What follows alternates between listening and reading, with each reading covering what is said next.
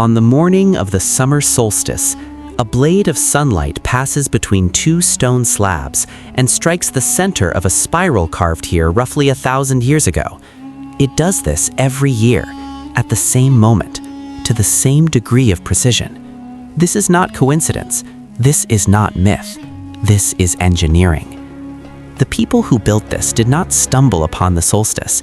They had been watching the sky and building toward it for centuries, before telescopes, before written notation as Europeans defined it, with a precision that would challenge a modern engineer to replicate.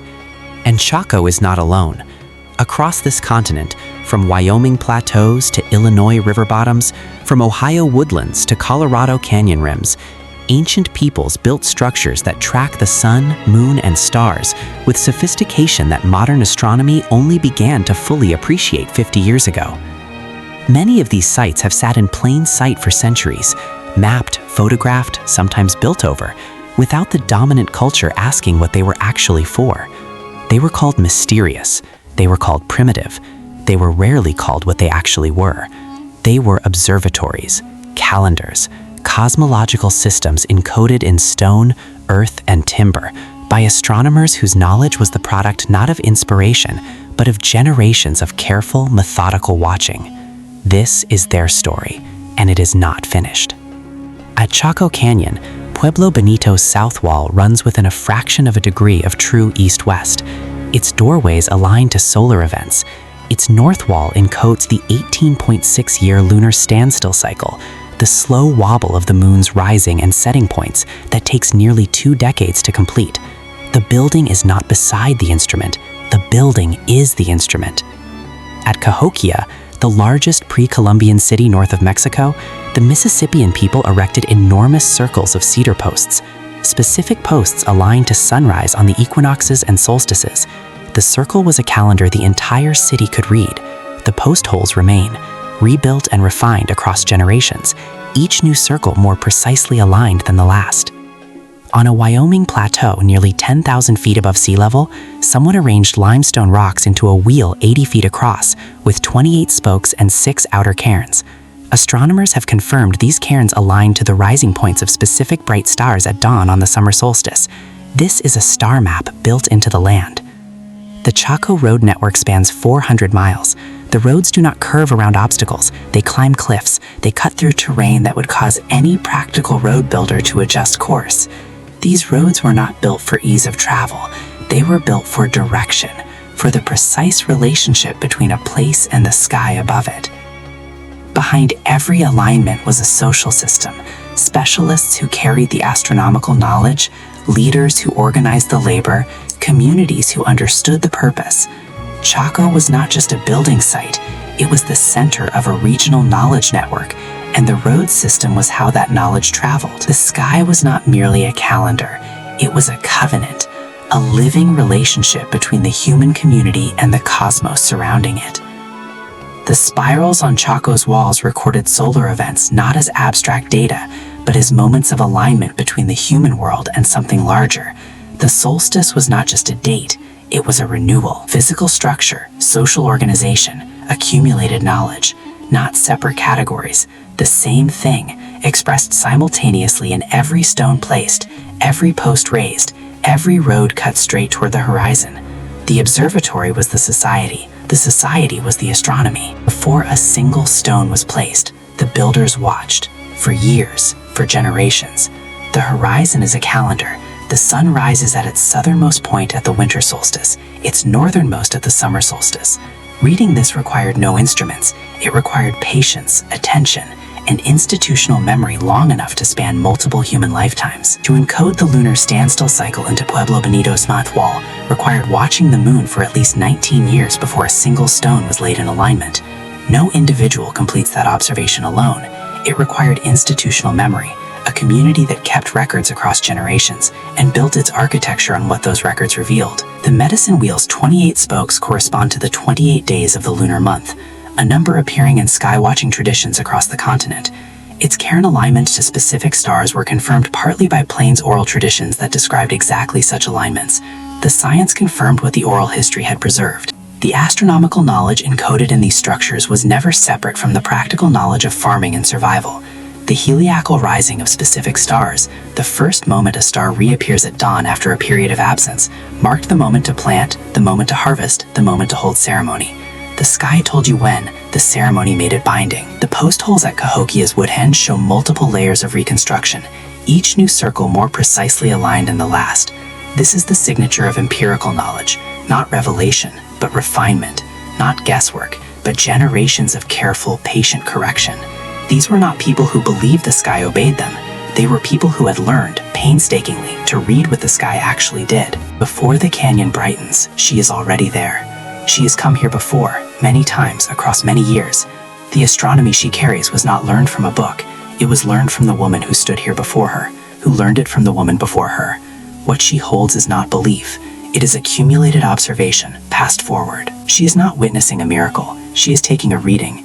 The solstice confirmation she makes this morning will travel outward along the road network, adjusting planting schedules, timing a ceremony, signaling the communities who are waiting across hundreds of miles of desert for exactly this information. One observation, a regional system response. By mid-morning, the Great Kiva fills.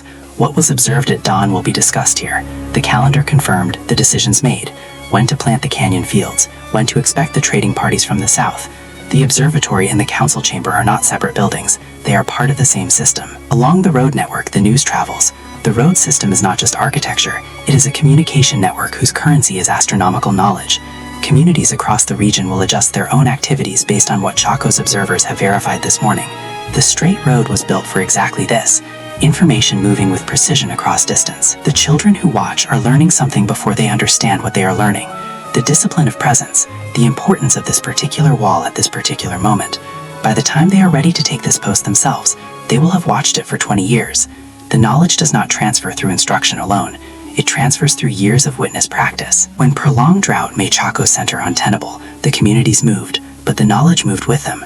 Chimney Rock in Colorado, where two buyers' frames and the Nuchbansville moon rising between them, was built by people who carried Chacoan astronomical traditions into a new landscape and rebuilt them from the ground up. The observatory was portable because the knowledge was portable. When Spanish colonization reached the Southwest, it did not target astronomy directly, it targeted ceremony. But ceremony and astronomy were the same system. The suppression of solstice gatherings was also the suppression of the calendar. The removal of knowledge keepers was also the removal of the observation record. The disruption was not accidental, it was structural. In 1680, Pueblo Bonito communities rose together and expelled the Spanish for 12 years. Among the first acts of the liberated communities was the revival of suppressed ceremony, immediate evidence that the traditions had never been abandoned, only hidden. The astronomical knowledge had been carried in secret through the years of suppression, forced underground, not extinguished. The boarding school system of the late 19th and early 20th centuries targeted the mechanism by which indigenous knowledge transmitted, the relationship between elders and children, between observers and learners, between those who knew the sky and those who were becoming able to know it. When that relationship was severed across multiple generations, the loss was not only cultural, it was astronomical. The stone walls of Pueblo Bonito still stand, the medicine wheel stones are still in place, the roads still run straight across the desert. What could not survive the combined pressures of epidemic, forced relocation, and suppression was the social system that gave these structures their full meaning. The most irreversible losses were never structural, they were human.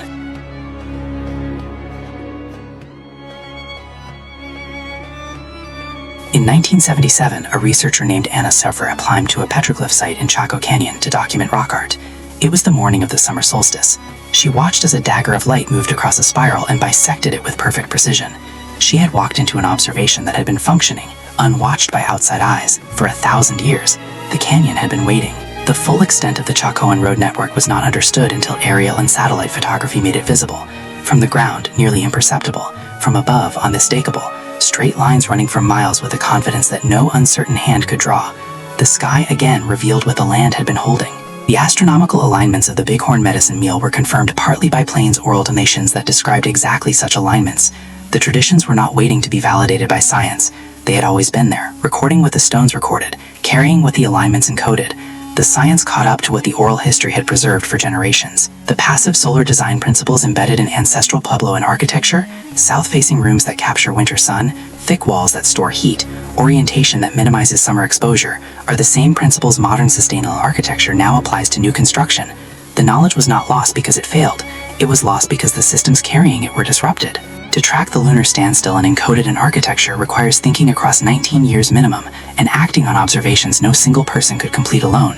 The communities that built these alignments had cultivated intergenerational commitment as a deliberate cultural value. In an era of 4-year political cycles and quarterly reports, this is not a small thing to Miles. The Chacoan system distributed its knowledge across a network rather than concentrating it in one place. When the center declined, the knowledge moved with the communities that carried it. This is a systems principle that modern disaster planners are only beginning to articulate, that resilience comes from distribution, from redundancy, from the deliberate absence of single points of failure. A community that tracks the solstice with architectural precision is also a community that has accumulated across centuries exactly the kind of long-range observational record that modern climate science struggles to reconstruct from physical proxies. The ruins are not only archaeological, they are data. The Newark Earthworks in Ohio cover 4 square miles and align to the same 18.6-year lunar standstill cycle encoded at Pueblo Bonito, built 2,000 years ago by the Hopewell culture. A golf course has occupied part of the complex since 1910. The astronomy survives beneath the fairways. The question of who decides what happens to a 2,000-year-old observatory is not archaeological, it is political. The descendants of the people who built Chaco Canyon are alive. The Pueblo peoples of New Mexico and Arizona, Hopi, Zuni, Acoma, the 19 Rio Grande Pueblos, maintain living traditions directly connected to the astronomical knowledge in these ruins. The ruins are not abandoned, they are the ancestors of living communities, and those communities are still watching the sky. The canyon wall did not stop being an observatory when the last trained observer left. The alignment continued, the solstice continued, the spiral waited. What was lost was not the knowledge itself, it was the community trained to receive it, to act on it, to carry it forward. Rebuilding that community is what the language reclamation projects, the ceremony revivals, and the sovereignty negotiations are actually doing. Every civilization asks the same question. How do we make sure that what we have learned survives us? We built books, we built servers. The astronomers of Chaco and Cahokia and the Bighorn Plateau built their answer into stone, earth, and the careful orientation of a cedar post toward a star rising at dawn. Their libraries are still standing. We are still learning to read them. The discipline of archaeoastronomy is relatively young. Its most important reason development is not a new instrument or a new technique. It is collaboration. The recognition that oral traditions held by indigenous communities often contain explicit confirmation of what the physical evidence suggests. The two ways of knowing, brought together, reveal more than either reveals alone. Return one more time to the spiral. The first time we saw it, it was striking. Now, knowing what we know, the 19 years of observation before a stone was placed, the road network that carried the confirmation outward, the children who learned to watch by watching, it means something different. The precision has not changed. Our understanding of what that precision required has. This was not magic. It was not the product of a civilization that understood less than we do. It was the work of astronomers who built their knowledge into the landscape so that it would outlast any individual, any generation, any disruption that history might bring. They were not mystical, they were methodical. The distinction matters.